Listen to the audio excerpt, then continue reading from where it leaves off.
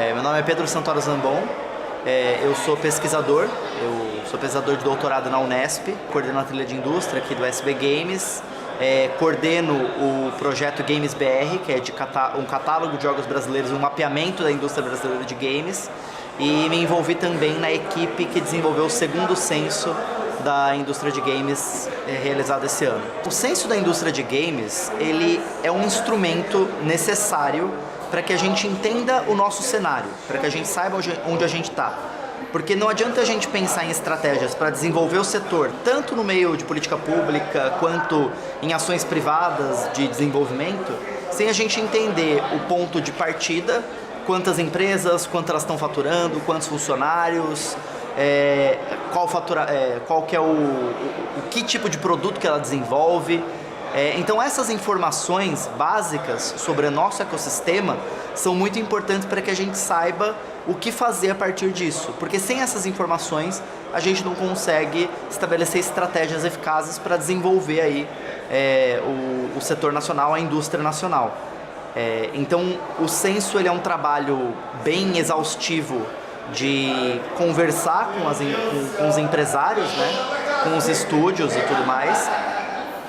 E dentro desse processo, a gente passa formulários, a gente faz telefonema para checar alguns dados e tudo mais, faz um tabelamento de todas essas informações, porque aí isso vai se materializar num grande relatório que está sendo lançado agora e divulgado agora no fim desse ano agora de 2018, para todo mundo a partir disso ter mais informações e expandir ou para mais pesquisas, para análise de mercado, para estratégias de desenvolvimento, etc.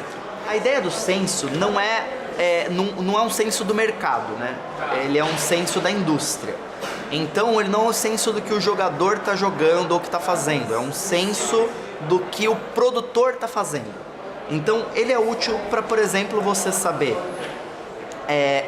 qual que é o tamanho da indústria brasileira, se você vai fazer uma política pública, o que é mais eficaz, qual que é o público. Então, por exemplo, uma informação que surge no censo, 80,6% das empresas brasileiras faturam menos que 360 mil. Isso significa que o valor de um edital de 250 mil é um orçamento maior do que 80% das empresas jamais teve com um jogo produzido por ela.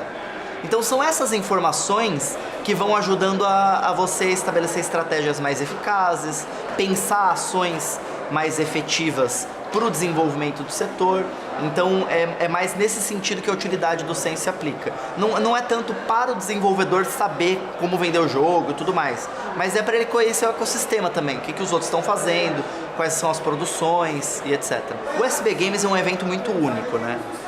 Ele é um evento que ele consegue congregar no mesmo espaço produtores, desenvolvedores e empresários, pesquisadores das mais diversas áreas, desde a educação, cultura, arte, design, enfim, de todas as áreas. Então esse espaço vivo e, por exemplo, alguns players públicos também acabam passando pelo evento e tudo mais. Então você encontrar todos esses interessados de áreas diferentes e um espaço para discutir o setor, discutir a indústria, discutir a produção de conteúdo, tudo isso é muito importante para que nesse think tank, né, de troca de experiências, a gente pare para observar, para pensar os games muito mais do que naquela velocidade do dia a dia que normalmente você na sua atividade profissional tem que executar, mas uma respirada que vai em volta dessa troca rica de experiências de pessoas com pontos de vista distintos num mesmo espaço em comum.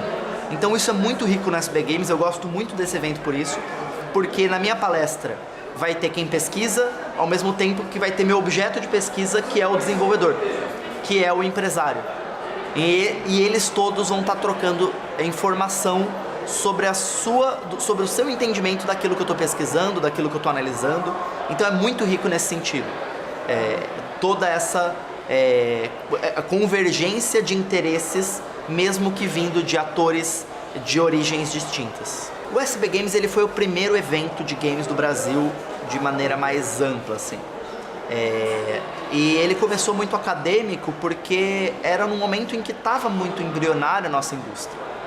Ele evoluiu para algo como se tornando o principal centro de encontro do setor, mas com o surgimento de outros eventos, como por exemplo Big Festival, como a BGS crescendo e tudo mais, eu vejo o SB Games ele mudando de função. Em determinado período, o festival de jogos do SB Games era o mais importante e prestigiado do país e ainda é o único festival só para jogos brasileiros. E isso é uma coisa muito importante que tem muito peso para a gente ser a própria indústria premiando os melhores jogos da nossa indústria.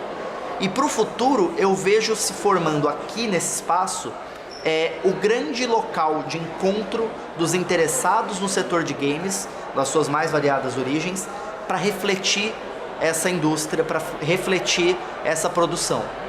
Porque os outros eventos que existem, tem vários exemplos que têm falado de games, eles são eventos muito mais voltados para o público final, muito mais rápidos, muito mais frenéticos.